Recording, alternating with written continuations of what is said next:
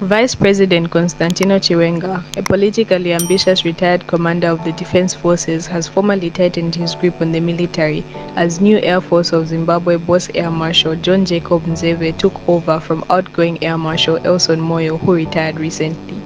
Welcome back to Zim News Live YTS, where we give you latest updates about what's transpiring in Zimbabwe.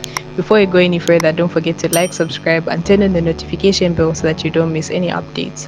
Mzeve is Chiwenga's close ally, just like Zimbabwe National Army Commander Lieutenant General Sanyatwe. This means Chiwenga now has a firm grip again on the army after his allies were removed following the November 2017 coup, which brought President Emmerson Mnangagwa, Commander-in-Chief, to power.